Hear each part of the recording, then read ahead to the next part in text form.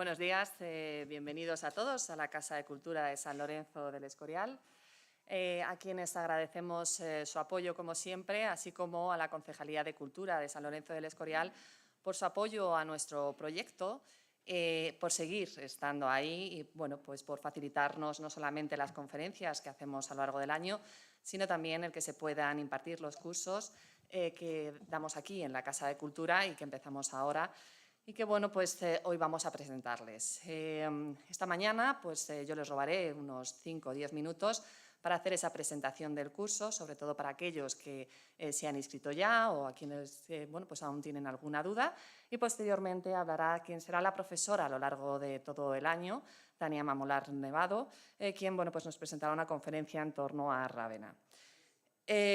Como en cualquier presentación, lo primero sería saber quiénes somos. Caminos del Románico es un grupo de licenciados en Historia del Arte, Historia y de las Bellas Artes unidos por un interés común, el románico. En este sentido, pues casi todos nuestros objetivos están vinculados hacia la formación y divulgación del periodo de la Alta y Plena Edad Media. Nuestra sede está en Madrid capital, pero hacemos pues diferentes actividades no solamente en Madrid, sino también en San Lorenzo del Escorial y, como no, en Segovia. Dentro de nuestras actividades diferenciamos dos grandes grupos, aquellas que desarrollamos dentro del aula y aquellas de las que salimos fuera. Indudablemente, lo más importante de nuestras actividades son estos cursos monográficos anuales, que son los que impartiremos también aquí en la Casa de Cultura de San Lorenzo del Escorial, unos cursos que constan de 30 sesiones, un total de 60 horas, arrancamos en octubre, terminamos en torno a mayo-junio y hay un total de 10 monografías, como están viendo. ¿Qué otro tipo de actividades tenemos? Pues tenemos unos cursos técnicos dirigidos a un público en concreto. No he citado que en los cursos anuales el público es público adulto, pero no es necesario el que tengan una formación previa. En los cursos que hacemos técnicos, sí. También tendríamos seminarios y jornadas. Los seminarios tienen una extensión más corta, estaríamos hablando de un tema en concreto que desarrollamos en torno a 3-4 días. Y las jornadas son unas jornadas que pues también desarrollamos en un fin de semana bajo un mismo prisma con diferentes ponencias y pues alguna visita o taller. En concreto, las jornadas las desarrollamos en Segovia. Este año pues las visitas han sido en Turégano, no en la capital, y pues realmente las hacemos siempre en torno a septiembre. Dentro de las actividades fuera del aula tendremos las conferencias. Para nuestras conferencias no solamente contamos con pues nuestro equipo docente, sino que en función del tema que vayamos a tratar contamos con unos u otros investigadores. Estas conferencias, como he citado antes, se desarrollan a lo largo del curso lectivo, no solamente en la Casa de San Lorenzo del Escorial, sino que pues también tenemos otros espacios como puede ser el Museo Arqueológico Nacional. En cuanto a nuestras salidas de campo, ¿qué es esto? Pues estaríamos hablando de salidas con nuestros alumnos dirigidas por nuestros propios docentes. Es decir, durante el curso el alumno va a estudiar, va a aprender, va a conocer sobre el románico a través de imágenes. A través de estas salidas lo que vamos a hacer es ir directamente a ver el románico in situ. Por supuesto, no somos una agencia de viajes, no están abiertas a todo el público, sino simplemente para nuestros alumnos. En cuanto a otras posibilidades, a raíz de la pandemia aprendimos algunas cosas, como puede ser la formación online, y en este caso pues desarrollamos también a lo largo del año diferentes cursos con una duración más corta, estamos hablando de unas 12 horas aproximadamente de sesiones. Los docentes siguen siendo de Caminos del Románico y la oferta empieza en torno a octubre. Cuando me matriculo en una actividad, ¿qué es lo que puedo obtener? Pues por un lado la presencia, la asistencia a clase, así como unas claves que pues utilizaré para descargarme los temarios, sobre todo para esas ausencias que pueda tener durante el curso y pues estar informado de todas las actividades que les he ido citando. ¿Cuáles son los cursos que vamos a impartir aquí en la Casa de Cultura de San Lorenzo del Escorial? Cursos que, por cierto, quedan una plaza o dos más, no, creo recordar. Pues estaríamos hablando los martes las raíces del románico europeo, es decir, haremos todo un recorrido por qué sucedió o qué estaba ocurriendo en Europa antes de la llegada del románico. Los jueves hablaremos de la transición del románico al gótico. Y bueno, por no extenderme mucho más, pues hablaremos ya de precio, es lo que menos nos gusta, pero ahí está, son 365 € al año. Si tienen alguna duda, cuando termine la conferencia pueden acercarse, comentamos, aclaramos y en todo caso también tienen el mail de secretaría @caminosdelrománico.com y pueden contactar con nosotros.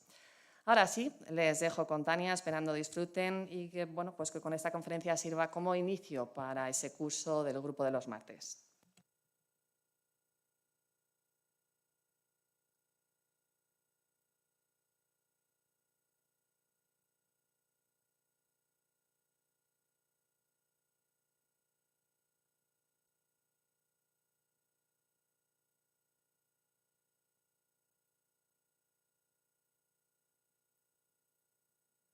A ver, ahora, ya, perdón. Muy buenos días a todos, como siempre bienvenidos y agradeceros vuestra presencia y vuestro acompañamiento un año más en estos cursos que estamos presentando en el día de hoy aquí en la Casa de la Cultura.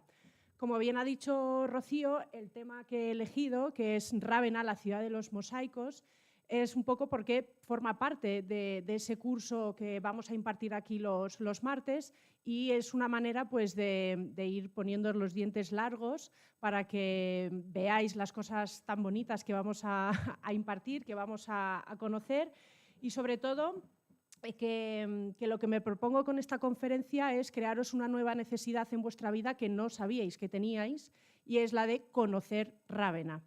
Este año vamos a hacer un viaje a Rávena en octubre, que ha tenido tanto éxito que estamos pensando incluso repetirlo el año que viene. Así que si hay alguno que se quede con las ganas, que esté muy pendiente porque el año que viene seguramente volvamos a poder ver todas estas obras en persona, ¿no? Y bueno, pues Rávena es importante porque fue la última capital del Imperio Romano de Occidente, fue también capital del reino ostrogodo y capital del exarcado del Imperio Bizantino. Por lo tanto, es una ciudad que si no la conocéis ni en fotos ni en persona, hay que conocerla. Es una ciudad fascinante por su patrimonio, por la historia y sobre todo, pues, evidentemente, el atractivo que tienen todos sus mosaicos que decoran los interiores de los edificios y de las iglesias, aportando pues, bastante lujo, un aspecto suntuoso, muy refinado y además todas las obras, todas las iglesias son de distintas épocas, pero vais a ver cómo los mosaicos más o menos siguen una misma línea donde Bizancio y el mundo clásico siempre van a estar muy presentes. Nos vamos a centrar, por lo tanto, en tres etapas de esplendor. Cuando se convierte en capital del Imperio Romano, luego la capital del reino ostrogodo con Teodorico y finalmente como capital del exarcado de Bizancio. Estamos hablando de una cronología entre el siglo V y el VII.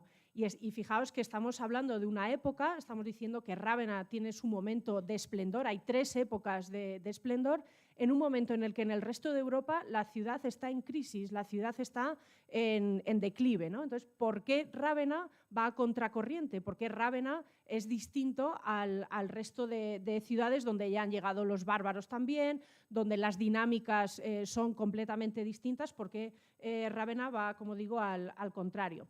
Pues principalmente por los vínculos que tiene con Oriente y por esa ubicación estratégica en el mar Adriático que le permite ser el centro, ser el punto de conexión de una gran cantidad de rutas comerciales que van a unir todo el Mediterráneo con Italia y de ahí a la Galia y a Centro Europa, ¿no? Porque tened en cuenta que estamos en el mar Adriático y tenemos también el río Po, entonces hay rutas marítimas, rutas fluviales y Rávena va a estar justo en ese lugar. Por eso su dinámica, su evolución, su esplendor va a ser distinto al resto de ciudades europeas.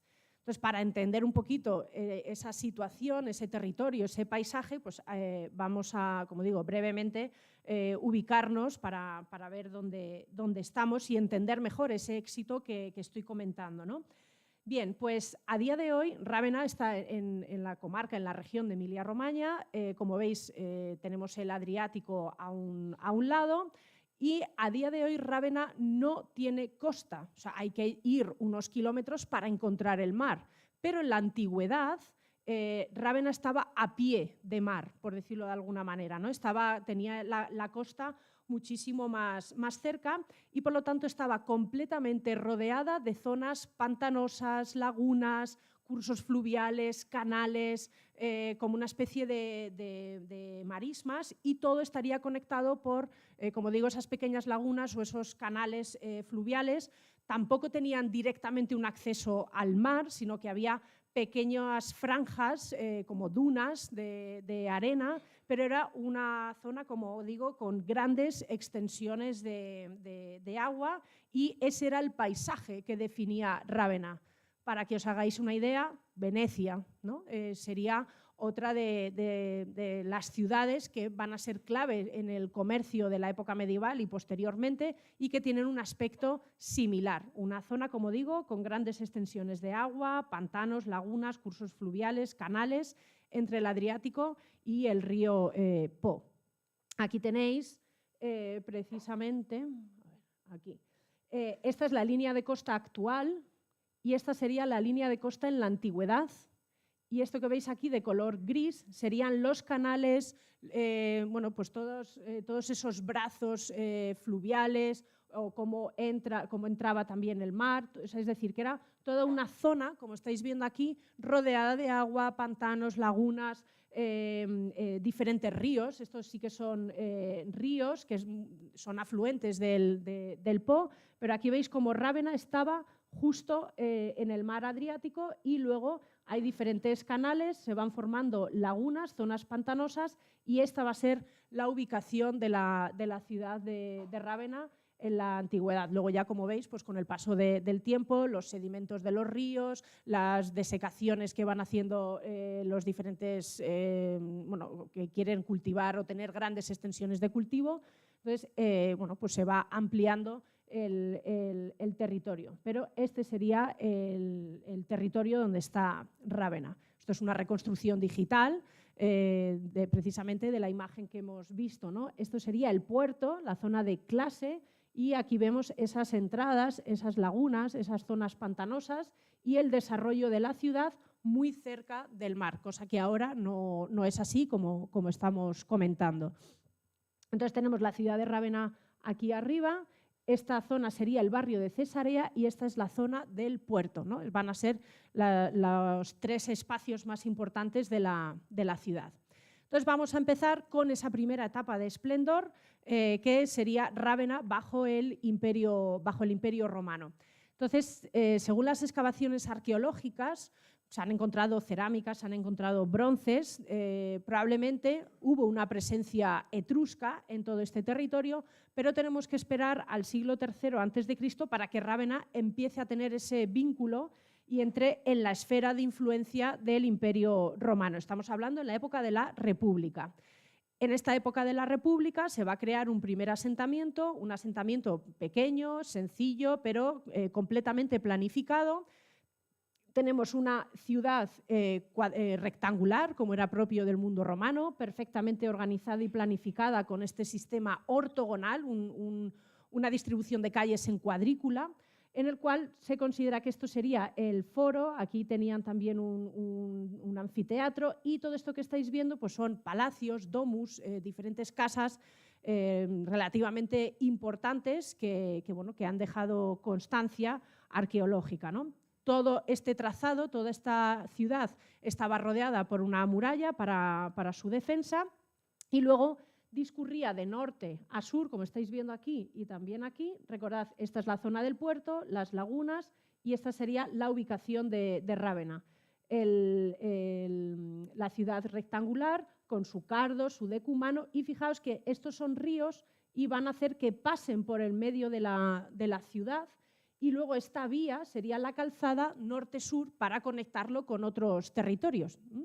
Entonces, aquí estáis viendo la ubicación original. Cuando llega Augusto, ya estamos en el imperio, él va a convertir el puerto de Clase en la sede, en una base militar muy importante, en la sede de la flota militar romana. Entonces ahí ya vamos a ver que Rávena se convierte en una ciudad importante de carácter militar.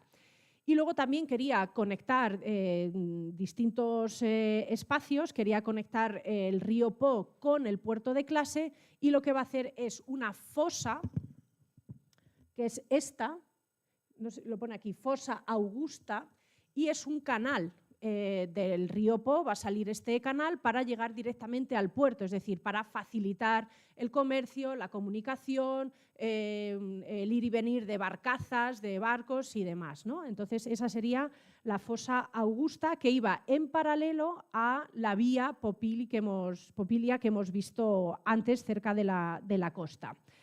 El emperador Claudio, pues, ¿qué va a hacer? Pues va a hacer un arco triunfal, que es este, que es el que se conoce como Puerta Áurea, porque aquí había otro puerto que luego cayó en desuso, pero pues estaba aquí el puerto y la entrada triunfal, vamos a decir así, directamente, veis ahí, por el Decumanus, ¿no?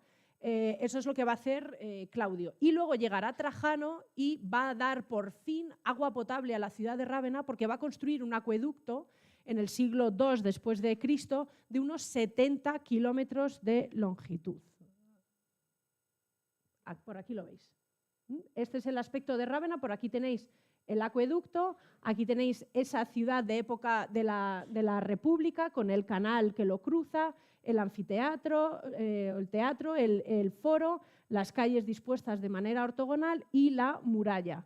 Evidentemente, con el paso del tiempo, después de esa fundación en época republicana, se va a ir extendiendo tanto al norte como al este, fuera ya de la muralla. Y aquí tenéis el puerto de Clase, lo que hemos visto en el plano. Tenéis aquí las entradas, las lagunas y los canales. Aquí tenéis el otro puerto que os he comentado, que una vez que te bajabas del puerto, aquí tenéis la puerta áurea que hizo Claudio. Entonces, Rávena en este momento tiene una gran actividad, tanto militar, portuaria, comercial, agrícola. Es una ciudad bastante importante, como podéis ver, y ya con cierta entidad. Esta es otra perspectiva de esa misma reconstrucción tridimensional, que la verdad es que está fenomenal para hacernos una idea de cómo era. Y vemos lo mismo: el acueducto, el puerto, la puerta, el teatro, el foro, el canal y bueno, pues ya el resto de canales, ¿no? Y cómo se va a ir extendiendo la ciudad fuera de la muralla. Cuando llegamos al siglo III, el siglo III y IV, pues va a ser un poco de decadencia, una etapa de decadencia, porque la flota imperial se traslada a Constantinopla, esa nueva Roma. Es una época de incendios, de demoliciones, muchos de los edificios públicos van a caer en desuso. Hay una bajada de la actividad urbana, hay destrucción de muchos de los edificios. Entonces, el siglo III y IV, pues, como digo, es un poco de crisis y de un momento crítico. Pero llegamos al siglo V y ahí tenemos una segunda, una etapa de esplendor, que es la que vamos a ver, que coincide con el momento en el que el emperador Honorio, que era el que había heredado el Imperio Romano de Occidente, decide trasladar la capital y la corte imperial desde Milán aquí a Rávena. Y diréis, ¿y por qué lo cambia aquí a Rávena?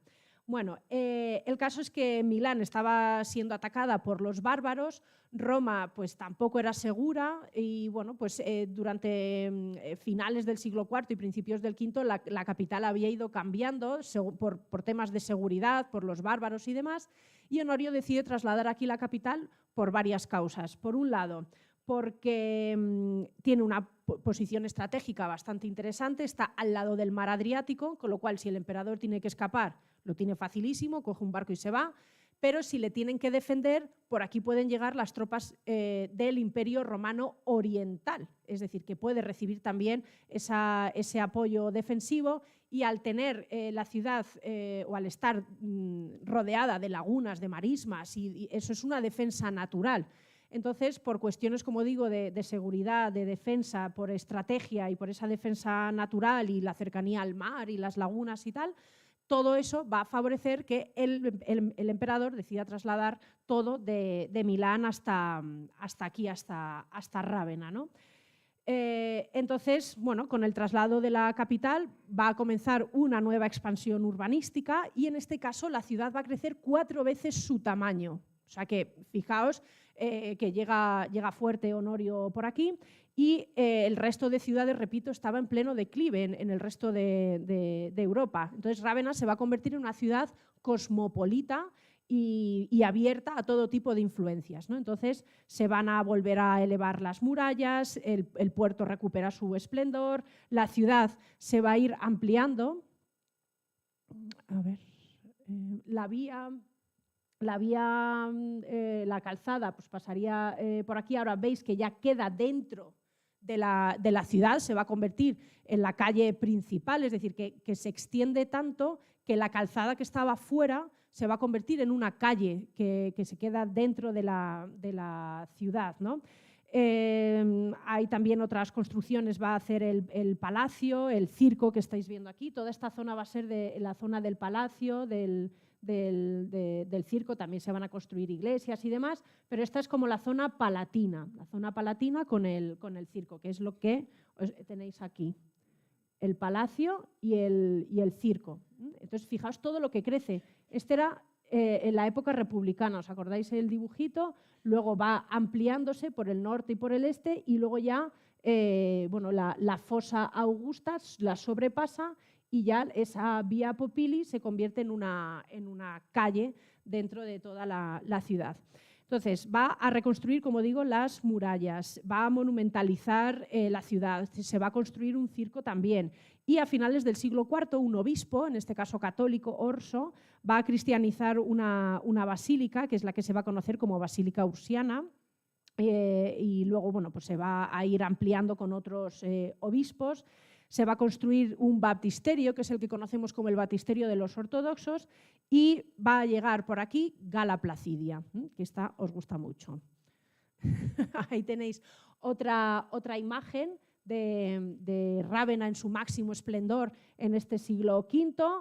Aquí teníamos la antigua ciudad republicana con el canal central, el Cardo y el Decumán, otros canales. Esta sería la fosa Augusta. Y como ya con esa expansión la fosa queda dentro de la ciudad y la vía pues, se convierte en una calle más y bueno, pues todas las casas, las domus y el entramado urbano.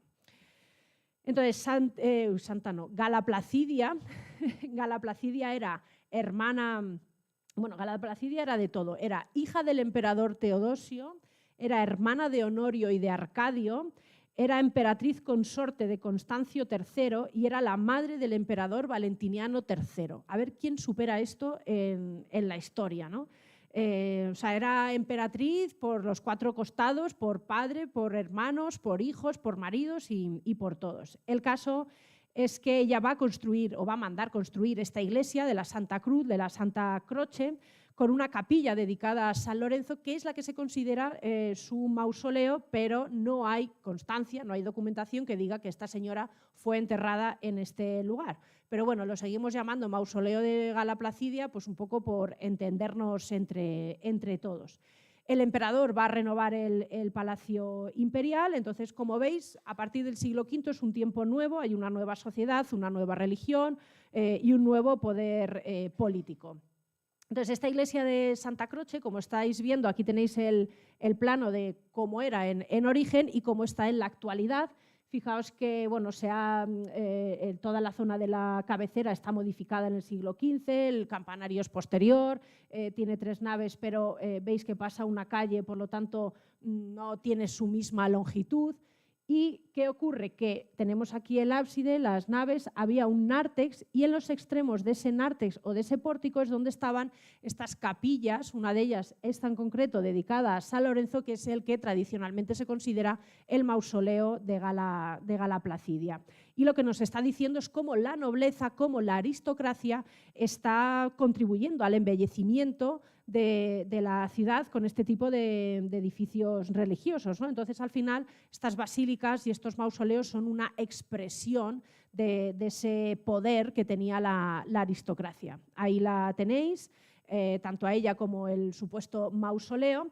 Y si os fijáis, pues el exterior es muy sencillo, de ladrillo, tiene una planta en cruz, completamente abovedada, los brazos son bóvedas de cañón, el centro es una cúpula y el exterior pues, presenta una decoración de tipo clásico, con arcuaciones, molduras, frontones, pero todo muy austero, muy sencillo y muy sobrio.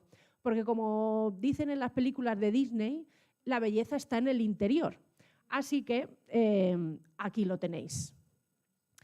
Si no, lo que os digo, si no habéis ido, hay que ir. Es impresionante. Además, aquí dentro no se puede explicar, con lo cual no lo vais a oír con mi voz detrás, como una chicharra ahí, sino que vais a entrar y lo vais a disfrutar. Nos dejan 5, 10 minutos, 15 como mucho, se pueden hacer fotografías, pero es entrar y empezar a mirar para todos los lados, hacer fotos muchísimas, y luego sí hay que explicarlo fuera, porque es muy pequeño y por temas de conservación no puede haber X personas, o sea, está todo muy controlado, el número de personas, de respiraciones y todo lo que se hace aquí dentro. Entonces, por eso no nos permiten estar mucho tiempo por temas de conservación, pero es maravilloso.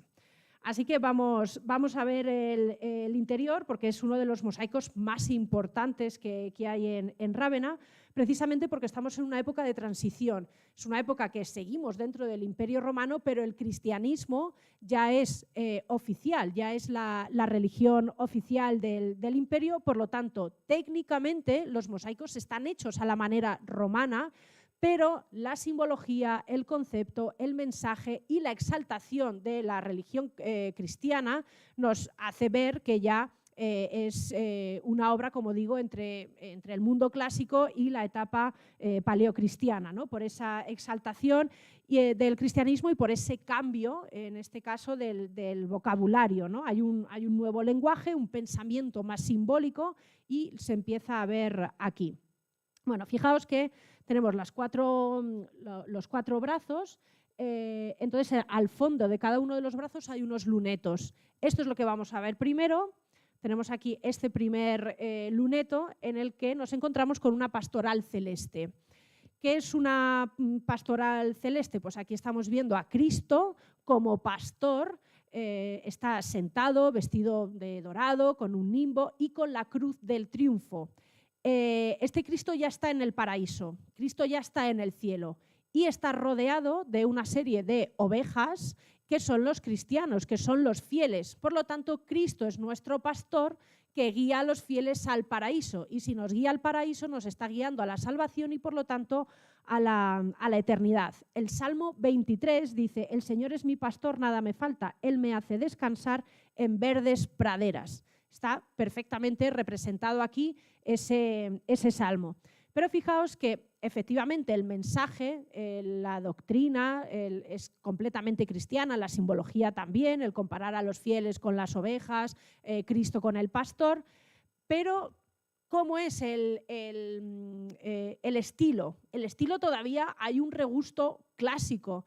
Fijaos que cada una de las ovejas está ocupando un plano distinto. Podemos saber cuál está delante, cuál está detrás, las piedras están más atrás que las ovejas. Cristo está sentado en un contraposto, fijaos cómo las piernas van en una dirección, el cuerpo en otra, la cabeza en otra. Aquí hay como una especie de retorcimiento del cuerpo.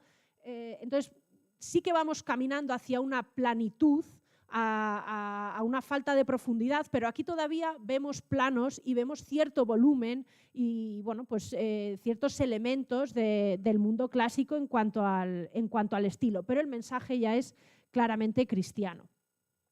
En otro de los lunetos tenemos a dos ciervos que están ahí como enmarañados en unos roleos también de tipo clásico, y justo debajo de la ventana lo que tenemos es una fuente. ¿Qué le pasa a estos ciervos? Que están sedientos y van a beber a la fuente. ¿Qué tiene esa fuente de especial? Pues el Salmo 42 nos dice: como el ciervo anhela corrientes de agua, así te anhela mi alma, oh Dios. Nos está diciendo que los siervos son los fieles que tienen sed de Dios y que por eso van a beber de este agua, para calmar no la sed física, sino la sed espiritual. Entonces, fijaos toda la simbología que hay detrás de todos estos mosaicos, que no son, ¡ay, qué bonitos los ciervos y los roleos que hay aquí!, sino que en ese momento la gente sabía interpretar todo esto. Ellos veían un ciervo y sabían que era el fiel, veían el agua y sabían que era el fiel sediento de la fe y de Dios, ¿no? O sea que no es algo meramente decorativo, que también, sino que hay un mensaje detrás. Y el otro de los lunetos es este, que precisamente lo que estamos viendo aquí es... ¿A quién? A ver.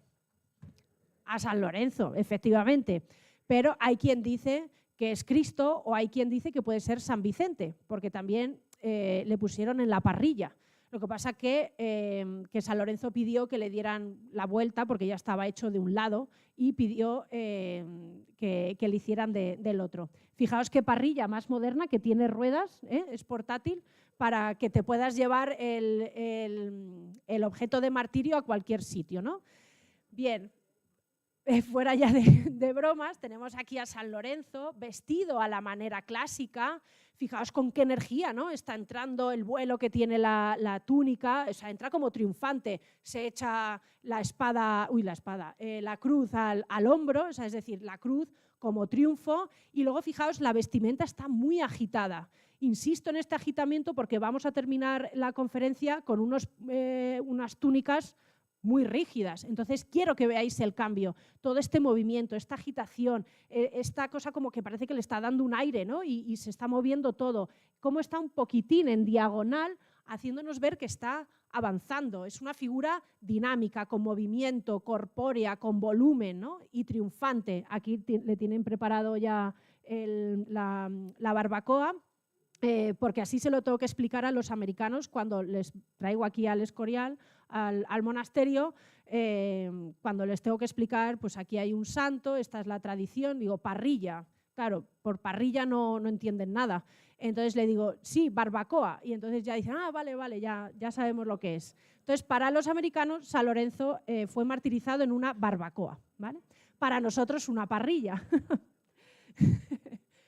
Y luego aquí tenemos un armarium, que es donde se están guardando los evangelios. Bueno, San Lorenzo fue como tesorero, fue custodio, bibliotecario de todos los tesoros del Vaticano. Entonces, bueno, pues esta capilla está dedicada a San Lorenzo y parece ser que era un santo de cierta predilección en la familia imperial. Y además fue un símbolo de la ortodoxia y en contra de la herejía, ¿no? Tengo aquí otro texto de la Biblia, de Mateo 16, que dice: el que quiera seguirme, que coja una cruz. O sea, que también estaría reflejada esa idea de lo que será posteriormente la cruzada, ¿no? Se llaman cruzadas porque van en nombre de la cruz. Y en este caso los evangelios pues son los que dan testimonio, ¿no? de Cristo, por eso también están ahí. Bueno, esos son los lunetos. Justo debajo de la cúpula tenemos unas parejas de apóstoles. Sí que es verdad que los únicos que podemos identificar son a Pedro y a Pablo. A Pablo porque el pobre tiene la frente bastante amplia, y luego San Pedro porque le han puesto ya canoso y con barba, ¿no? Fijaos otra vez que van vestidos con dalmáticas, van vestidos a la manera romana, clásica, con un rollo en la mano. Y en la parte de arriba hay como una especie de venera con perlas, aludiendo pues eso, a un espacio de cierta dignidad, de cierta importancia, como si fuera una especie de luz divina a la cual están mirando y se están dirigiendo. Fijaos que ya aquí no hay ningún tipo de espacio, las figuras empiezan a flotar, no hay un paisaje, no están, aquí todavía pesan. Fijaos que tenemos la sensación de que están bien asentados. Todo esto lo voy diciendo porque luego vamos a ir viendo cómo va modificándose, ¿no? Aquí hay, como digo, volumen, Aquí vemos cómo pesan, cómo están bien asentadas en el espacio, y en el centro no tenemos ciervos, pero sí tenemos palomas. Lo mismo, es el fiel sediento de la fe, de la salvación y de Dios. Al final, pues el agua también es purificadora, por eso el bautismo es una forma de morir en el pecado para entrar a formar parte del cristianismo. Entonces el agua está siempre muy presente. Y la cúpula, ¿qué os voy a decir de la cúpula? Que es una auténtica maravilla, es para quedarte aquí tumbada en el suelo mirando a la cúpula, porque es hipnótica. Es que crees que estás realmente en otro mundo. Fijaos ese tono oscuro, azul, intenso, con toda esa cantidad de estrellas en dorado, con la cruz triunfante, ¿no? Como Cristo ha resucitado, Cristo ha salido victorioso, y esas estrellas están dispuestas de forma concéntrica, que es lo que nos provoca que sea algo hipnótico, y luego el contraste de esos colores, ¿no? Entonces tenemos la bóveda celestial, nunca mejor dicho, con el tetramorfos. Aquí tenéis dos, el águila de San Juan y el hombre de Mateo, que estaría en esta zona de las pechinas. Por aquí podéis intuir lo que os he puesto, a Pedro y a Pablo y otros apóstoles. Aquí tenéis Pedro y Pablo y otros apóstoles entre las ventanas y el espacio central. Aquí tenéis un poquito en detalle esa cúpula con esa cruz, como estoy comentando, que aludiría a ese triunfo sobre la muerte, ¿no? Y además de todo eso, nunca hay que olvidar el resto del repertorio decorativo, que es impresionante. Tenemos las cráteras, cestas, vasijas, de las cuales salen guirnaldas. Estas guirnaldas son muy características del mundo clásico, pero aquí ya vemos cómo poco a poco se aleja del naturalismo. Ya empezamos a ver cierta rigidez en la representación de estas hojas. No es algo tan vivo, sino que es más estático. Esta cinta es maravillosa y esta greca es impresionante porque tiene un efecto tridimensional.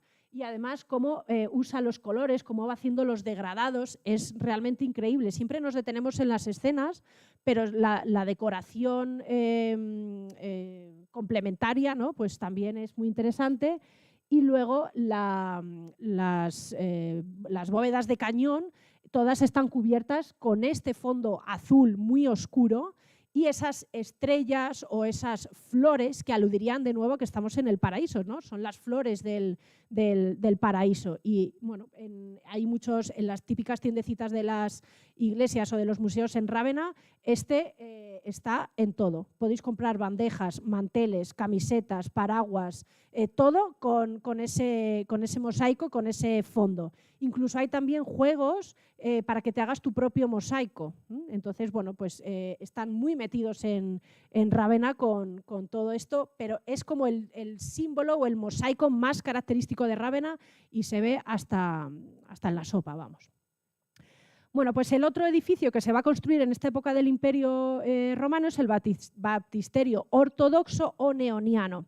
¿Por qué ortodoxo? Porque hay otro arriano, entonces es una forma de diferenciarlos. En este caso, el obispo Orso, a finales del siglo IV, va a levantar, va a mandar construir una basílica, un palacio arzobispal y un baptisterio, pero la decoración de dentro no la hace él, la va a hacer otro obispo, que es el obispo Neón. Por eso lo de neoniano, porque la decoración interior corresponde a este otro obispo. Planta del baptisterio centralizada, octogonal, y volvemos a ver que los exteriores sencillos, sobrios, austeros, porque todo el interés se vuelca precisamente en el interior.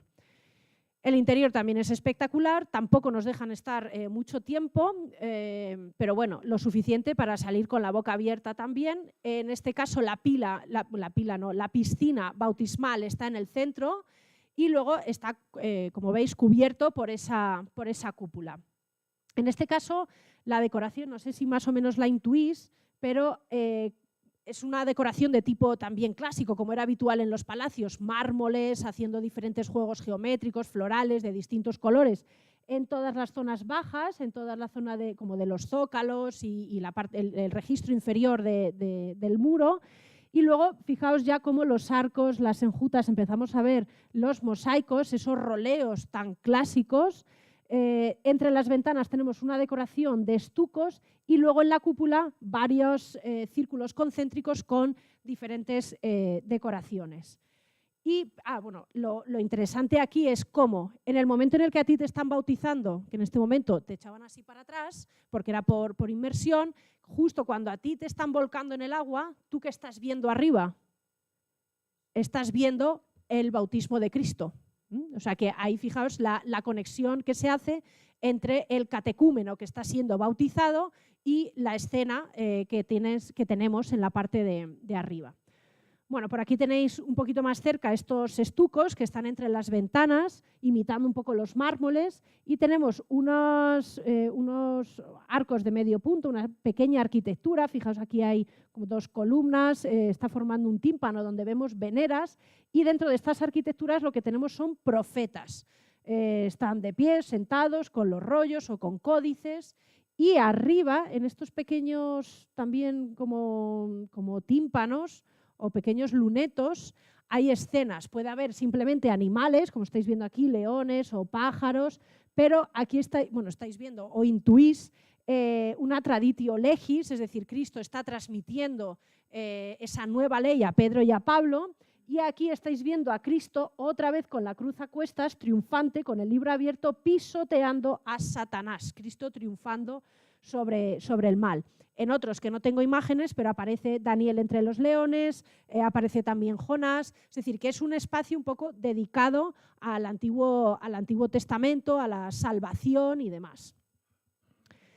Si seguimos subiendo, en esa base de la cúpula nos encontramos con estos mosaicos en los que se representan pues, diferentes elementos vegetales, arquitectónicos, cortinajes, también un poco con esa sensación de perspectiva. Esto era muy habitual, si tenéis en mente alguna pintura de Pompeya o cómo eran las pinturas en el mundo romano, las arquitecturas fingidas, haciendo como pequeñas escenografías con ábsides, con sillas, con zonas con veneras, altares y demás, era bastante habitual. Entonces el mundo cristiano lo va a tomar también. Ahí estáis viendo un altar con los evangelios y 2 sillas y toda esa arquitectura. Pero quizás la silla más importante e interesante de toda esta franja es esta. Esto es una etimasia. La etimasia es un trono vacío que está esperando a la segunda llegada de Cristo. Es la presencia de Cristo en su ausencia. Es como un trabalenguas, pero mientras Cristo no está, este trono le está representando. Es el trono en el que se va a sentar cuando venga por segunda vez. Entonces, bueno, pues suele tener unos cojines de púrpura, como veis está muy decorado. Podemos poner encima una cruz, unos evangelios, una paloma del Espíritu Santo, elementos de la pasión de Cristo, pero representaría lo que os comento, la presencia de Cristo durante su ausencia y esperando a que llegue al final de los tiempos. Y si seguimos subiendo un poquito, aquí fijaos que es donde está todo ese conjunto de arquitecturas, de altares, sillas, y aquí está la etimasia. En el segundo círculo tenemos una procesión de los apóstoles. En este caso seguimos viendo esos fondos oscuros tan potentes. Fijaos cómo los cortinajes para demostrar o denotar que es un espacio de interés, de cierta dignidad. Y tenemos aquí a estos apóstoles vestidos a la manera clásica, con las manos veladas, siguiendo el protocolo imperial para dar testimonio de respeto, ¿no? Como cierto respeto, porque llevan unas coronas que son sus coronas del martirio, son sus coronas haciendo ver que han triunfado también sobre la muerte, y van intercalados con estos elementos vegetales también bastante naturalistas, muy carnosos, con un aspecto bastante real. Entonces veis que se van intercalando. ¿Qué hay que destacar aquí? Que las figuras todavía tienen cierta flexibilidad, tienen movimiento. Fijaos que cada uno tiene una postura, unos miran hacia adelante, otros se giran, unos ya tienen el pie avanzado, otros no. El movimiento de las túnicas. O sea, aquí hay volumen, aquí hay naturalismo, todavía estamos cerca de la realidad, hay movimiento, hay dinamismo y figuras relativamente con cierta flexibilidad, ¿no? Mientras que en la parte central tenemos ahí el bautismo de Cristo. Fijaos que estamos en un ambiente natural, tenemos a San Juan Bautista con su piel, vestido con esta piel. Fijaos la musculatura, tiene un buen muslo, ¿no? San Juan. El El bíceps también lo tiene bastante potente, fijaos los pectorales, es decir, aunque suene así a broma, pero es que os tenéis que fijar en la corrección anatómica de esta figura, cómo está perfectamente asentado. Estoy insistiendo en esto porque luego vais a ver el cambio, ¿no? Cristo dentro del río Jordán, recibiendo ese bautismo, en ese momento aparece la paloma del Espíritu Santo y la voz de Dios diciendo: este es mi hijo, por lo tanto, una Trinidad y una teofanía justo después del bautismo. Y por influencia del mundo clásico tenemos aquí la personificación del río Jordán. Es una divinidad de carácter pagano, los ríos se podían representar mediante este tipo de figuras, como muy cercanas a Poseidón o a Neptuno, y aquí estáis viendo al río Jordán. Fijaos que Cristo, un Cristo barbado, también con una anatomía bastante correcta, los pectorales marcados, la tripa también, y bueno, pues cercano, como digo, a esos modelos del mundo clásico. Bien. Eso es lo que se hizo en Rávena en la época del Imperio, que a nosotros nos interese con respecto a los mosaicos. Vamos ahora a seguir avanzando en nuestra cronología y vamos a ver qué pasó en el reino ostrogodo, siendo Rávena esa capital del nuevo reino. Este será un segundo periodo de esplendor que transcurre entre el 493 y el 540 y en este caso coincide con la llegada de Teodorico al frente de las tropas ostrogodas. ¿Quién era este señor? Pues era el rey de los ostrogodos, que va a ser educado y criado en Constantinopla. ¿Por qué? Porque en este momento era muy común que los hijos de los jefes militares godos estuvieran como rehén en Constantinopla para que ambas partes cumplieran con lo que se había pactado, ¿no? Entonces él va a estar hasta aproximadamente los 18 años en Constantinopla. Entonces imaginaos, él mentalmente no es godo. Toda su educación, toda la cultura es grecolatina. Él va a ser amigo del emperador Zenón, él le va a nombrar patricio, magister militum. Entonces él, como digo, está dentro del mundo bizantino y va a ser criado y educado como las élites de la aristocracia. Entonces él, como digo, pues está inmerso en ese modelo social, político, económico y cultural del mundo bizantino. Insisto en esto porque luego se va a ver en las obras que él va a mandar construir. Y con respecto a la religión, él no trató de imponer ninguna creencia, sino que él era favorable y defensor de la coexistencia tanto del cristianismo católico como del cristianismo arriano. De hecho, el poder en Rávena lo van a ejercer los latinos, mientras que la parte militar será para los ostrogodos. O sea que hubo ahí una dualidad administrativa y se ve claramente la admiración y la cultura de Teodorico por el mundo bizantino. Entonces, él va a mantener esa capitalidad. Rávena sigue siendo la capital a pesar del cambio de poder y de nuevo vuelve a expandirse la ciudad y ahora ya sí el vínculo con Oriente va a ser mucho más fuerte, ¿no? Porque Teodorico es mandado aquí a Italia por el emperador para derrocar a Odoacro y para tener a Teodorico al frente, ¿no? Entonces va a haber un vínculo muy fuerte ya con Oriente, va a ser el referente, como estamos viendo, por esa cultura que él tiene. Y, como todos, pues va a emprender una serie de obras públicas, pues como os decía, se van a desecar muchas zonas pantanosas para poder tener más terreno de cultivo, se va a incentivar también el comercio, por lo tanto el puerto vuelve a desarrollarse otra vez. Todas las rutas comerciales del Mediterráneo confluyen aquí, o sea, es un claro antecedente de Venecia, o sea, es un predecesor, ¿no? un precursor de luego esa ciudad comercial que va a ser también Venecia, pero en este momento era Rávena, el centro comercial y la ciudad comercial, y donde llegaban todas las rutas es Rávena, era la zona de comunicación, la ciudad de comunicación entre Oriente y Occidente, ¿no? Va a restaurar el acueducto, el palacio imperial, va a construir una iglesia palatina, que es San Apolinar el Nuevo, va a construir una catedral, un baptisterio, que es el de los arrianos. ¿Y qué va a hacer? Va a hacer que la fosa de Augusto la va a desecar y se va a convertir en otra de las calles importantes y principales, es esta, la Platea Mayor.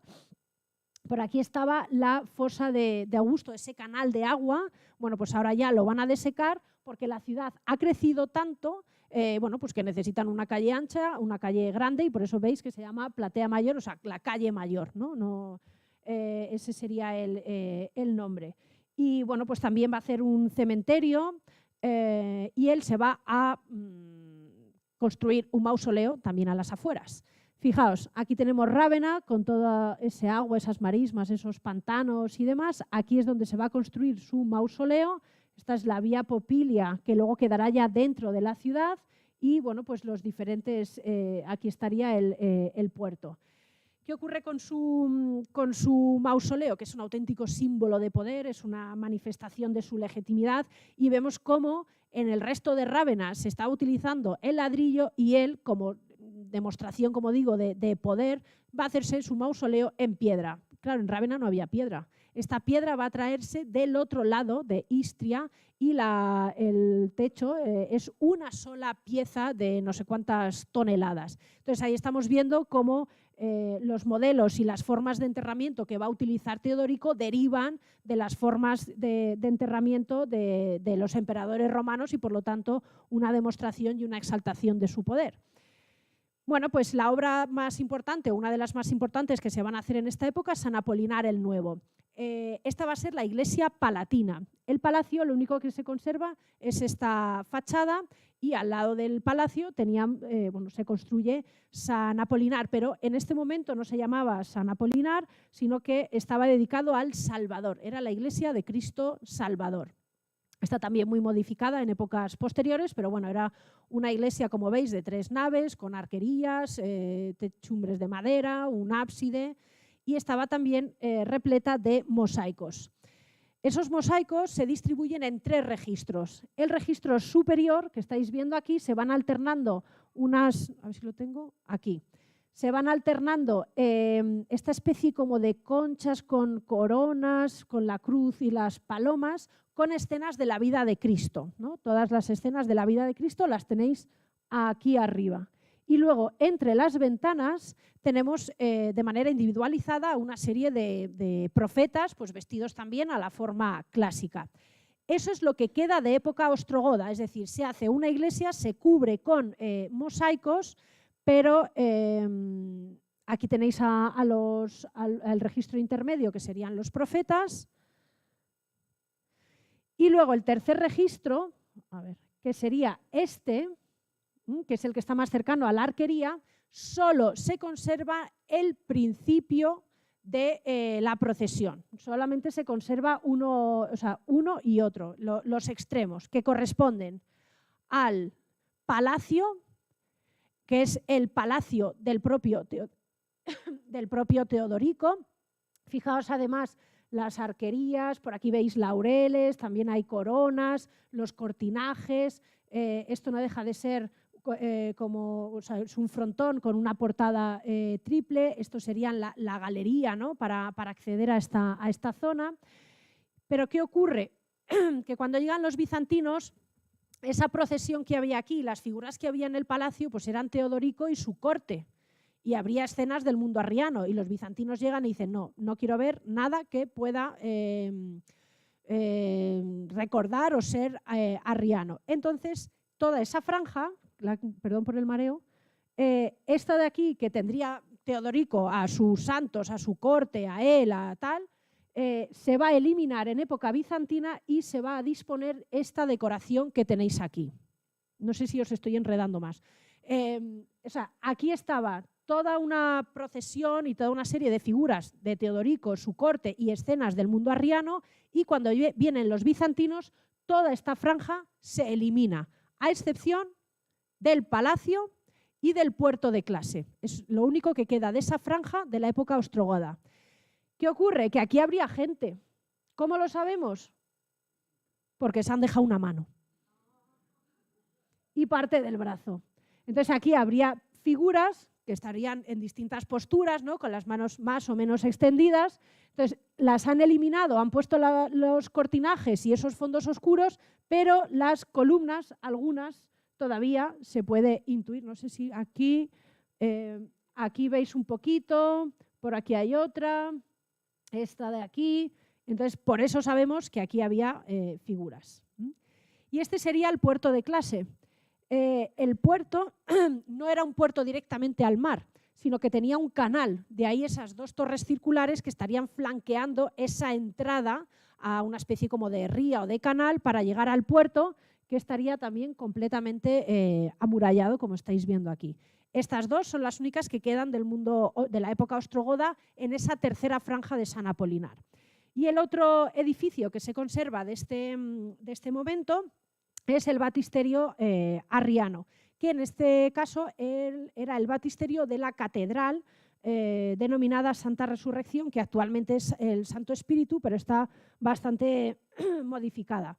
Y si os fijáis, pues es una planta parecida a la que hemos visto de los ortodoxos, ¿no? Es decir, una planta centralizada, octogonal, ladrillo, sencillez, sobriedad, y de nuevo tenemos que entrar para ver esa suntuosidad. Aquí está más limitada la cosa porque los mosaicos solo se conservan en la cúpula, el resto está completamente desnudo, pero cuando se han hecho excavaciones arqueológicas se han encontrado 170 kilos de teselas.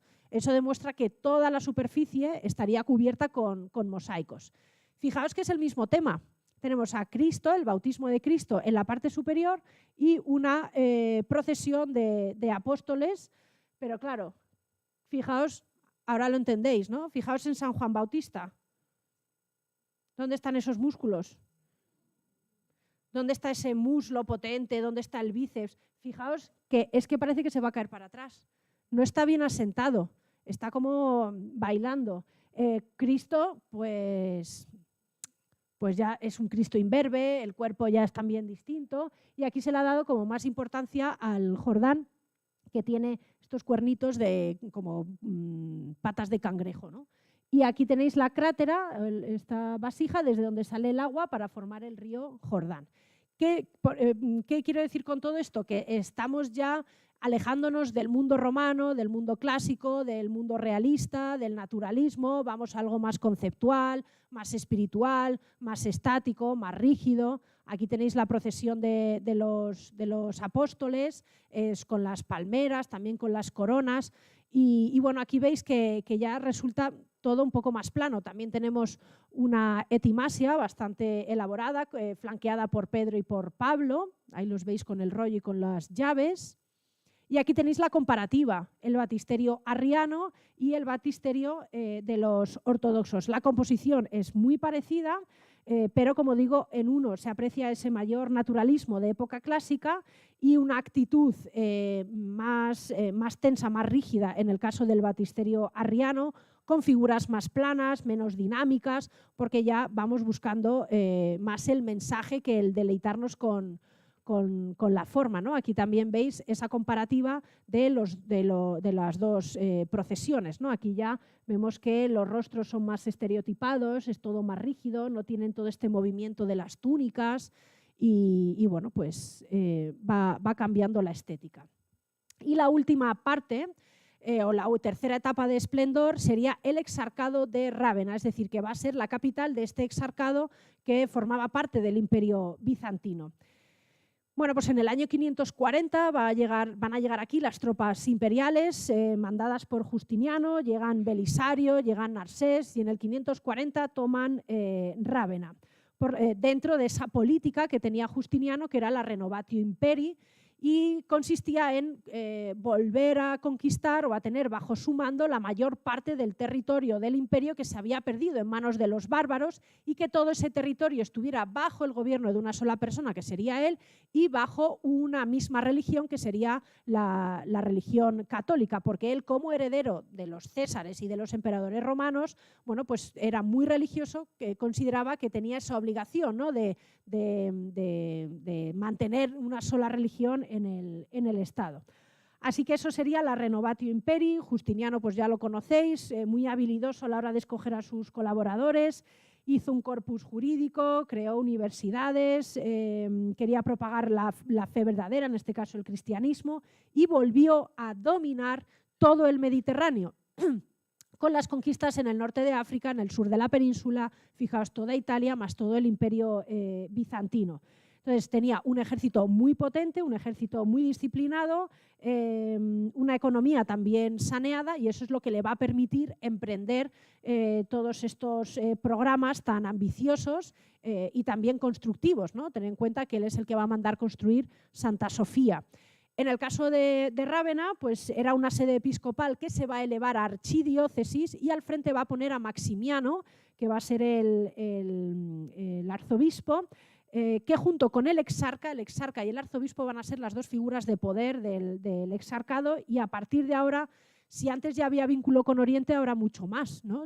Sobre todo directamente con Constantinopla, que era la capital del imperio. En este caso se va a construir pues, bastantes monumentos, y seguramente el que más os guste es el de San Vital. Se va a redecorar San Apolinar el Nuevo y se va a construir San Apolinar in clase. A partir del siglo VIII llegan los lombardos y el exarcado de Rávena desaparece. Entonces aquí volvemos a lo mismo, la técnica es una técnica romana, pero lo que buscan en el mundo bizantino es el efectismo, los contrastes lumínicos, los contrastes de luces y sombras, que la luz no es de este mundo, ¿no? Que esa luz que ellos quieren transmitir con esos reflejos, porque las teselas normalmente eran de oro, quieren transmitir una emanación de la divinidad, es decir, es Dios que se materializa en forma de luz, y van formando esos destellos, esos reflejos que impactan muchísimo, ¿no? Procopio, que era el cronista, el historiador de Justiniano, dijo de Santa Sofía: los destellos de la luz impiden al espectador detener su mirada en los detalles, cada uno de ellos atrae la vista y la conduce hacia el otro. El movimiento circular de la mirada se reproduce hasta el infinito, pues el espectador no es capaz nunca de elegir en todo el conjunto lo que sería de su preferencia. Es decir, que entras en una de estas iglesias repletas de mosaicos bizantinos, con destellos, con reflejos de luz, con colores, con piedras preciosas y tal, y no sabes dónde atender, porque es que todo se te mueve, ¿no? de la suntuosidad y del lujo que hay aquí. Y bueno, ahora lo veremos, cómo ya se ha cambiado y es todo mucho más plano. Vamos rápidamente con San Vital. Se empieza a construir en época de los ostrogodos. Teodorico muere, su hija Amalasunta era la reina, y va a ser el obispo eclesio cristiano católico el que empiece la construcción, pero va a ser Maximiano ya en época bizantina cuando realice la decoración interior. Y volvemos a lo mismo, exteriores austeros. Planta centralizada, octogonal, también ha sido muy modificada en épocas posteriores. Fijaos toda la decoración barroca, todas esas pinturas, y los mosaicos están concentrados en la zona de la cabecera. Aquí tenéis la planta octogonal, tenéis un deambulatorio, el espacio central con la cúpula, y la zona del presbiterio y de la cabecera, que es donde están todos estos mosaicos. Empezamos por el arco triunfal. Fijaos que lo tenéis aquí, el arco triunfal, y esta sería la imagen. Tenemos un conjunto de medallones presididos por Cristo Salvador, y todos estos son los apóstoles, pero también están incluidos los hijos de San Vital, que eran Gervasio y Protasio. Según la tradición, San Vital era médico, estaba casado y tenía esos dos hijos. Si nos acercamos un poquito, fijaos este Cristo siriaco, barbado, flanqueado por Paulus y por Petrus. Fijaos la planitud ya, la falta de realismo, cómo se empiezan a crear estereotipos, y fijaos cómo en los elementos decorativos sí tienen volumen, sí tienen sombras, sí tienen luces, sí que hay un modelado, hay un volumen que contrasta con la planitud de todas las figuras. Entonces aquí tenéis en ese arco triunfal, en el interior, en el intrados, a Cristo con todos estos apóstoles. Una vez que pasamos tenemos una bóveda de arista. Fijaos cómo las aristas están marcadas por estos elementos vegetales y parten de un pavo real. El pavo real es símbolo de inmortalidad. En el centro, aquí en detalle, un Agnus Dei, también muy potente. Este cordero viene del gimnasio, está bien fuerte. Y el fondo celestial, el cordero místico. Otra vez Cristo ha sido sacrificado como un cordero, pero ha salido triunfante y ha resucitado. Fijaos también que le rodea esta orla de carácter vegetal. Y luego le están sosteniendo estos 4 ángeles, que están también dentro de todos estos roleos con pequeños animales de gusto clásico, porque fijaos que son hojas carnosas, ¿no? que se ve ese naturalismo, y aquí veis a esos ángeles sosteniendo esa pequeña cúpula celeste donde está el Cordero. Una vez que hemos entrado, tenemos a un lado este arco, o sea, bueno, esta triple arquería con 2 columnas y una especie de luneto, y arriba también, porque hay como una tribuna. Y lo que tenemos aquí, vamos a ir poco a poco, tenemos a Abel y Melquisedec. Diréis, pero estos no son a la vez. Claro, Abel es anterior a Melquisedec, pero ambos están haciendo una ofrenda. Fijaos que tenemos un altar con una perspectiva abatida para poder ver el pan y el vino que hay encima. Tenemos una perspectiva también invertida en el que el punto de fuga está fuera de la escena. Abel está ofreciendo un cordero y Melquisedec está ofreciendo pan. Aquí fijaos como un escudo protector que sale del cielo, veis el cambio de color, la mano de Dios, la Dextera Dei, para afirmar o para recibir esas ofrendas y ese sacrificio, y luego 2 pequeñas arquitecturas que crean un poquito de profundidad, pero fijaos cómo el paisaje se va esquematizando, se va haciendo conceptual, no es nada naturalista. ¿Qué hacen estas 2 personas aquí que no tienen nada que ver el uno con el otro? Bueno, pues están representando una escena vinculada con la Eucaristía. Abel porque está ofreciendo un cordero, y Melquisedec era un rey sacerdote de Salem que cuando pasó a Abraham con un botín de guerra, después de ir a ayudar a su sobrino Lot, le dijo, me tienes que dar un poquito, ¿no? El diezmo. Entonces es el momento en el que hay una unión de Iglesia y Estado, es la instauración del diezmo, y Melquisedec le ofrece a Abraham pan y vino. Entonces son 2 ofrendas del Antiguo Testamento, o son 2 escenas, mejor dicho, del Antiguo Testamento que prefiguran la Eucaristía del Nuevo Testamento. En la parte de arriba tenemos a Moisés, aquí Mose, que se está descalzando, porque veis todo esto son las llamitas de la zarza ardiente. Y luego aquí tenéis a Isaías, porque es el que va a profetizar que Cristo nace, o que va a venir el Mesías y que va a nacer en Belén. Y más arriba tenemos a 2 de los evangelistas, aquí tenéis a Mateo, aquí tenéis a Marcos. Fijaos que tienen su atril, con su estilográfica, con su tinta, están escribiendo en códices, sin embargo tienen rollos todavía. Estamos en una época de transición entre el rollo y el códice, entonces bueno, están como recibiendo la inspiración de su símbolo parlante, ¿no? de ese tetramorfos. Y al otro lado, fijaos que volvemos a tener un luneto. Aquí tenemos a Moisés recibiendo las tablas de la ley, tenemos a Jeremías, que también va a profetizar sobre la vida de Cristo, y tenemos a Juan y, ¿quién me queda? Lucas. Y por encima, cráteras, roleos, pájaros. Fijaos que todo es alusivo a la salvación, a la Eucaristía, a la liturgia, a las ofrendas. ¿Qué tenemos aquí? Pues los ángeles de Mambré. Abraham ya era muy mayor, Sara también. Dios le había dicho que iba a ser el padre de una gran nación, pero ahí no había hijos por ningún sitio. Y de repente se presentan estos 3 como si fueran peregrinos, forasteros, y Abraham, como judío, pues va a recibirles con la hospitalidad correspondiente. Están en un encinar, por eso este árbol, saca el corderito, saca el pan. Luego se han identificado estas 3 figuras como ángeles, incluso es una representación de la Trinidad, porque parece ser que hablaban a la vez, y les dice, bueno, que el año que viene vamos a volver, que vais a tener un hijo. Y dijeron, sí, venga. Y nació Isaac, que significa sonrisa. Entonces, ¿qué le pide Dios cuando nace Isaac? Que lo sacrifique. Igual que Dios va a sacrificar a su hijo Cristo.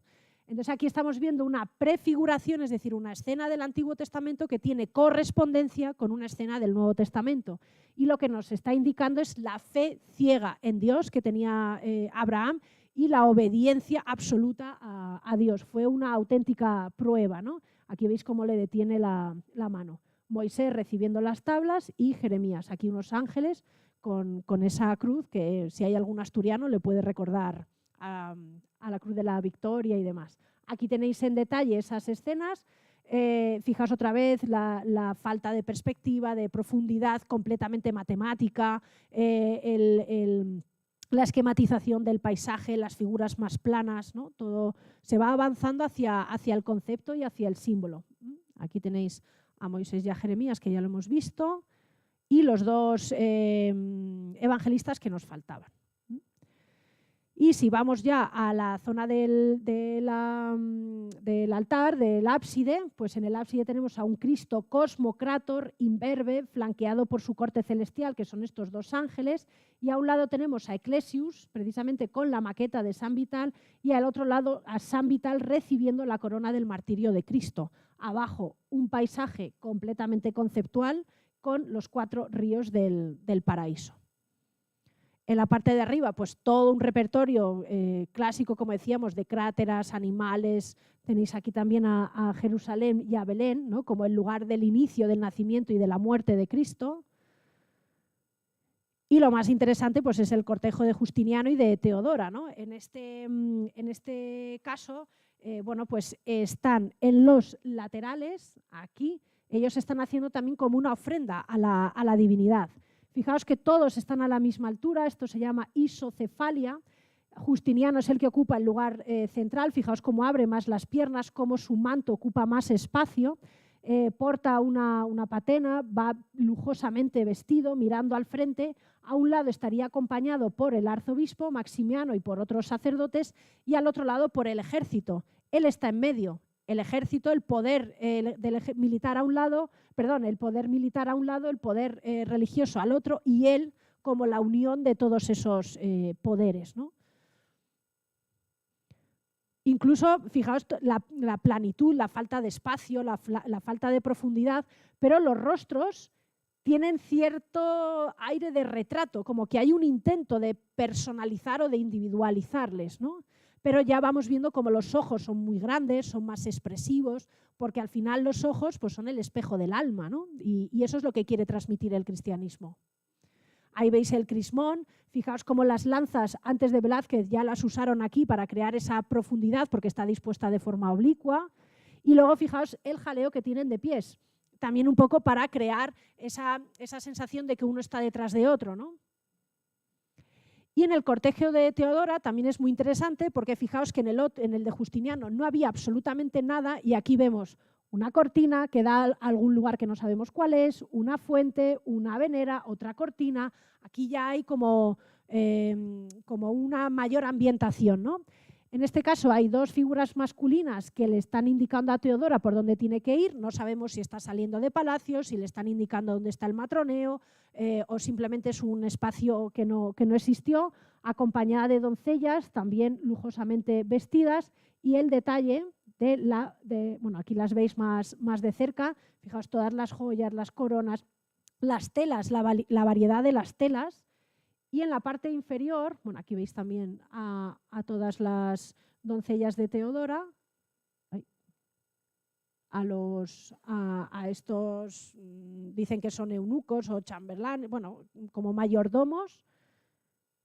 Y en la parte de abajo de la túnica de ella lo que vemos es una epifanía, es decir, que los emperadores están haciendo una ofrenda a la divinidad igual que los Reyes Magos hicieron esa ofrenda a Cristo, o sea, están como emulando o va en paralelo, ¿no? Todas esas ofrendas.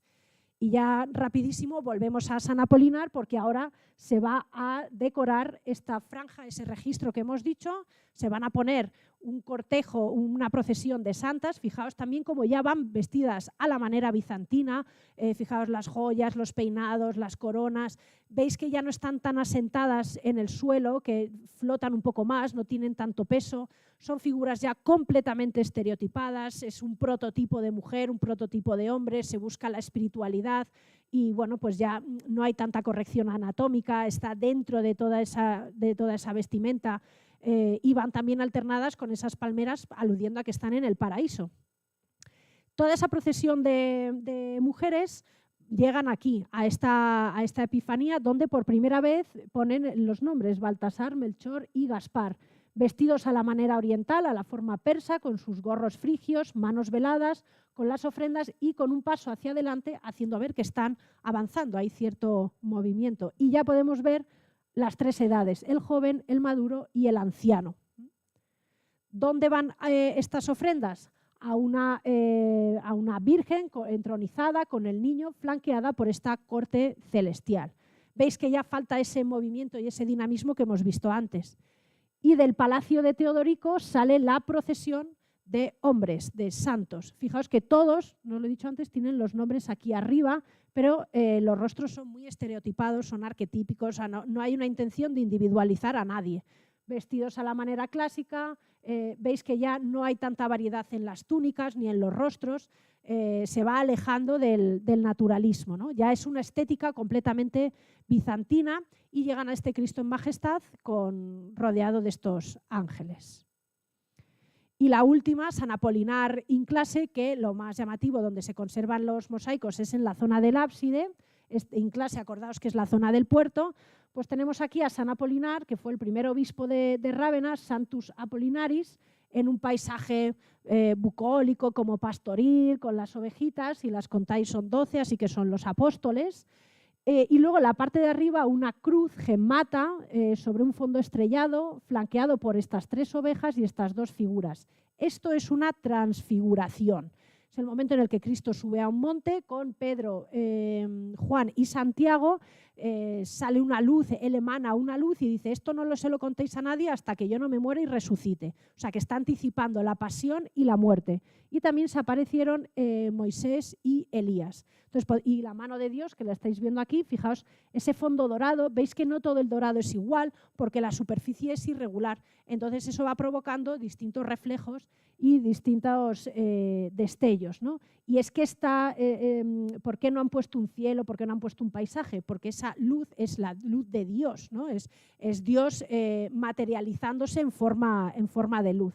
Y luego fijaos todo el detalle de las gemas. Si nos acercamos un poquito más, en el centro tenemos la figura de Cristo. Fijaos las teselas, ¿no? Y cómo unas brillan más, otras menos, y cómo con la luz de las velas de la época esto sería fascinante y crearían un ambiente sagrado, de recogimiento, de creer realmente que estás dentro de la Jerusalén celestial, ¿no? Ahí tenéis a Moisés y a Elías. Y ahí tenéis el detalle de San Apolinar con las ovejas también musculadas. A los lados pues tenemos a los arcángeles, San Gabriel y Miguel.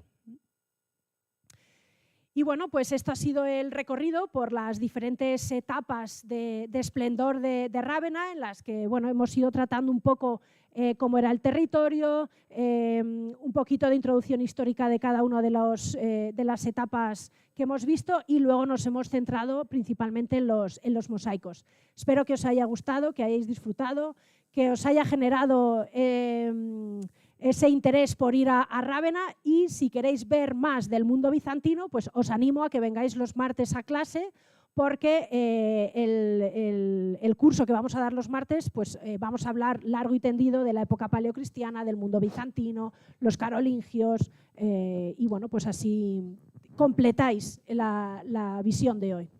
Así que nada, muchas gracias a todos.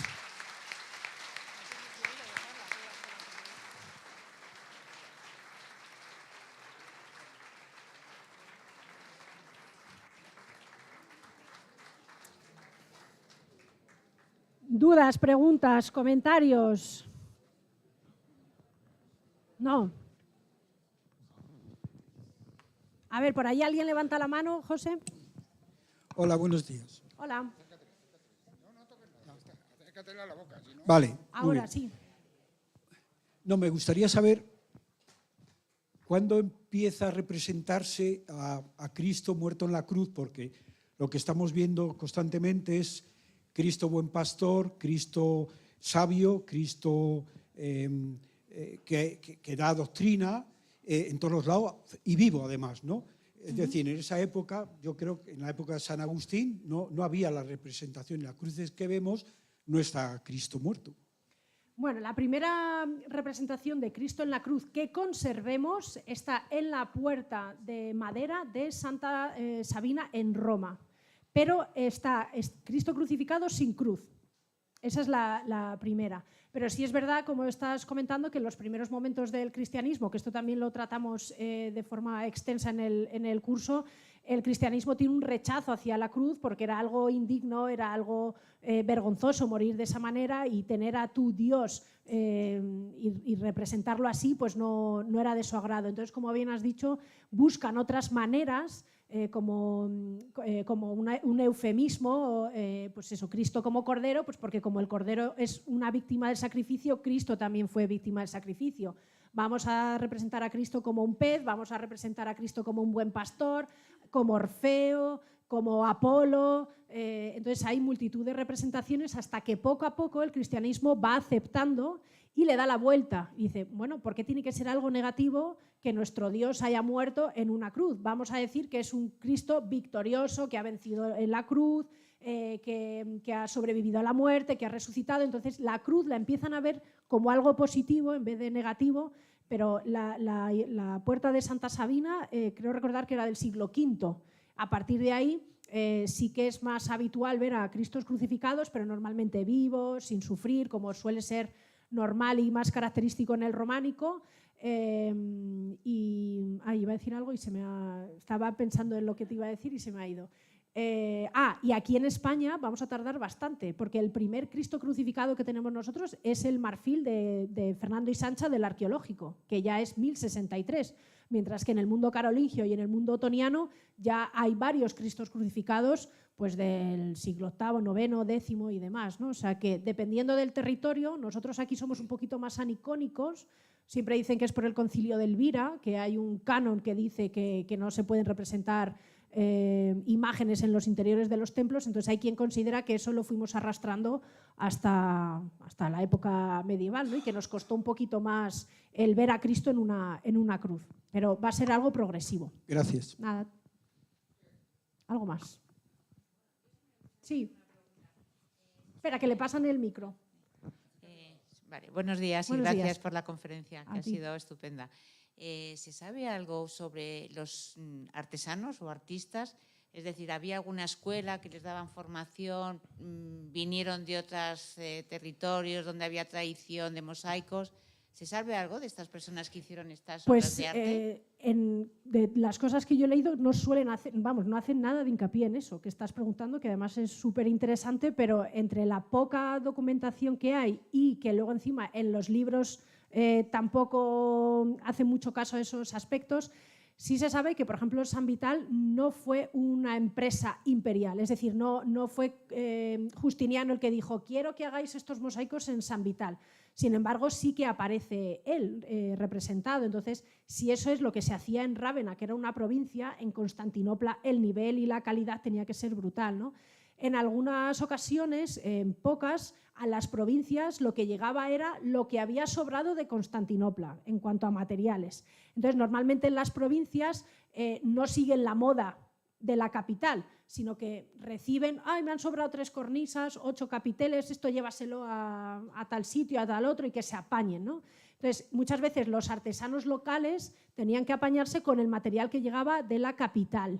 Y en otras ocasiones, pero de forma muy puntual, sí que se envió a artesanos o arquitectos o a canteros y demás al sitio. Entonces ahí ya sí que se ve que están más a la moda o que tienen más pericia o que hay mayor calidad porque vienen de la capital.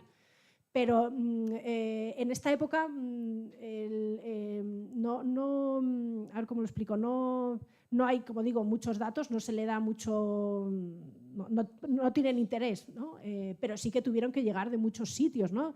Rávena, como hemos dicho, es el centro de muchas rutas y ahí tuvo que llegar gente de Oriente, de la propia Italia, confluyeron allí y de ahí todo ese esplendor, ¿no? O sea, tanto locales como extranjeros llegaron. ¿Cuántos y cómo y qué hicieron? No se especifica en ningún sitio. Nada. ¿Más? Por aquí, José. Gracias, Tania. Nada. Hola, buenos días. Hola. Yo es que tengo una laguna de cronología. ¿De dónde reside tanto la cultura como, en este caso, para los primeros cristianos, de un eremitario que hay, según he visto en el mapa, que podía pertenecer al territorio bizantino en la provincia de Jaén? No sé si te suena no. El eremitario de Valdecanales, en el término de Rus, porque es un sitio emblemático, enigmático, desgraciadamente está abandonado, cada vez está más destruido, pero que yo tengo una serie ahí de incertidumbres que no sé dónde ubicarlo, porque por desgracia tampoco informa mucho al respecto en la zona. Pues Gracias.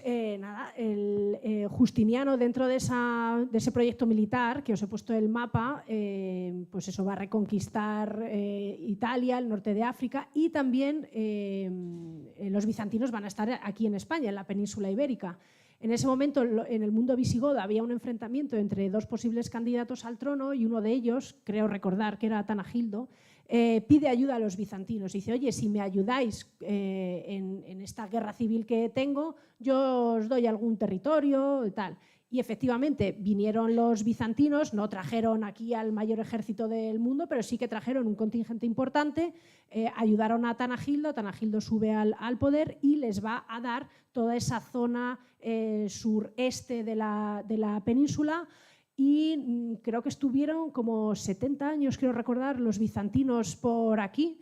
Y entonces, bueno, pues luego, ahora no recuerdo qué otro visigodo fue ya el que unificó todo, los echó, pero sí que hubo ahí un momento de conexión mundo bizantino, mundo visigodo. Sí es verdad que la frontera bizantina había ocasiones que era más amplia, otras veces menos, pero el mundo bizantino estuvo presente en el sureste de la península. De hecho, aquí en el mapa lo habéis visto. Y como es una época muy complicada, claro, cuando se hacen excavaciones o cuando se encuentran sitios así, ¿de qué es? ¿Es visigodo? ¿Es del momento en el que estuvieron por aquí los bizantinos? ¿Dónde estaba la frontera exactamente? ¿No? Aquí lo veis. ¿Veis? En otras ocasiones el mapa lo vais a ver así, hasta aquí.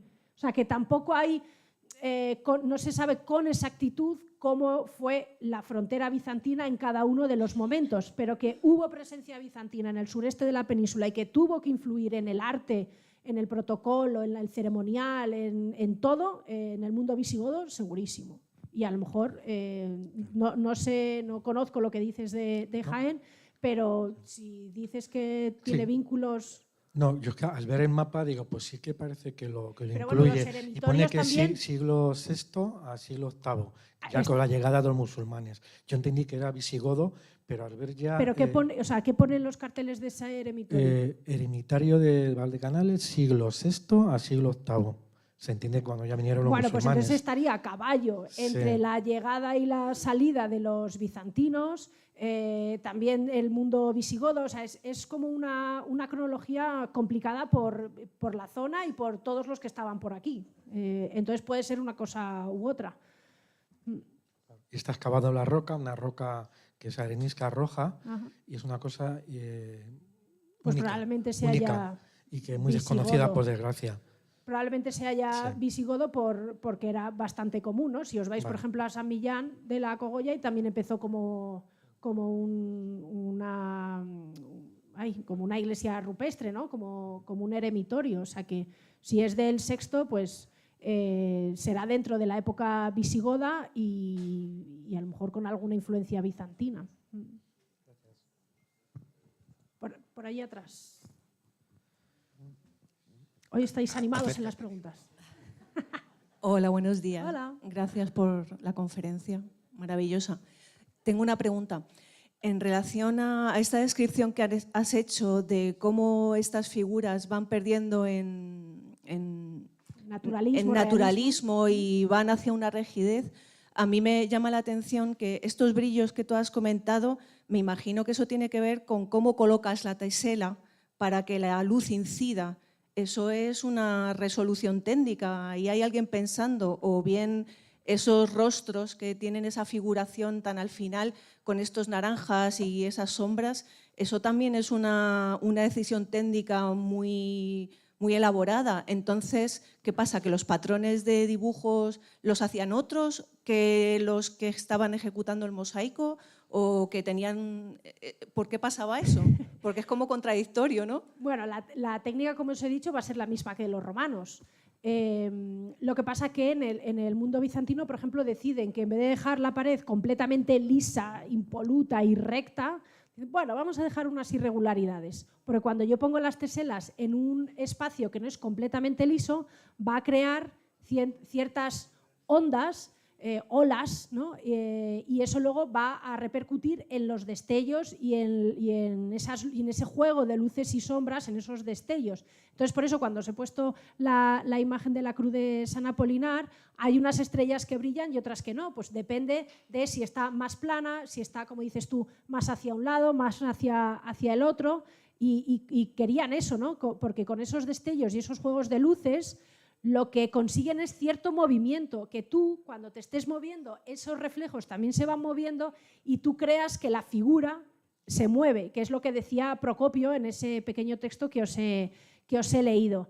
Entonces, siempre detrás de estas imágenes hay una estética, es decir, que hay un pensamiento, hay una filosofía. En este caso, el filósofo que domina es Platón y Plotino, en el cual lo espiritual y lo del más allá es más importante que lo del más acá. Entonces, ¿cómo se consigue esto? Creando atmósferas que te lleven, que te eleven. En el mundo bizantino lo que buscan es que aunque suene contradictorio, es un materialismo místico. Diréis, ¿esto no puede ser? Pues sí, a través de lo material, a través de los brillos, los oros, las piedras preciosas, tú consigues elevarte hacia la divinidad y conectar y trascender de alguna manera. Por eso toda la riqueza y todos esos brillos y esos colores que hay en el interior de las iglesias, para que tú creas que estás en la Jerusalén celestial y que eso te ayude a elevarte, a trascender y a comunicarte o a relacionarte con Dios. Entonces siempre hay una base teológica, una iconografía, una estética, una filosofía detrás de todo esto. Los artesanos eran anónimos y era el teólogo el que decía aquí quiero una cruz, aquí quiero un Cristo, y luego, claro, la estética pues es la que iba acorde al momento, ¿no? Una estética muy conceptual y muy simbólica, en la que lo espiritual prima sobre lo material. Entonces, por eso la rigidez, la planitud, los ojos grandes, ¿no? Todo muy expresivo. Nada. Al fondo, José. ¿Cómo se nota que ha sido a las 12 en vez de a las 12:30, ¿no? Está ya puesto ya, vale. Bueno, también antes que nada muchas gracias por esta conferencia. He pasado un rato muy bueno, muy agradable. Gracias. Y solamente una pregunta. ¿Cabe la posibilidad de tener acceso a esta presentación para memorizar y para revisar todo lo que ha estado explicando? No sé, voy a preguntar. Javier, ¿se ha grabado al final? Sí, toda la presentación, toda la conferencia se ha quedado grabada. Y en los próximos días, en la página de YouTube de la Casa de la Cultura de aquí de San Lorenzo del Escorial, la vais a tener accesible. Entonces, muchas gracias. Ahí podéis rememorar la mañana de hoy. Gracias. Bueno, pues ¿Ya Tania, está? muchísimas Venga, gracias nada. a todos. Indicaros que el curso empieza la próxima semana para unos en Madrid. También en San Lorenzo empezará la próxima semana y para otros en Segovia dentro de 2. Estar atentos, cualquier duda, pues estamos por aquí, sino en la página web www.caminosdelrománico.com. Muchas gracias. Gracias.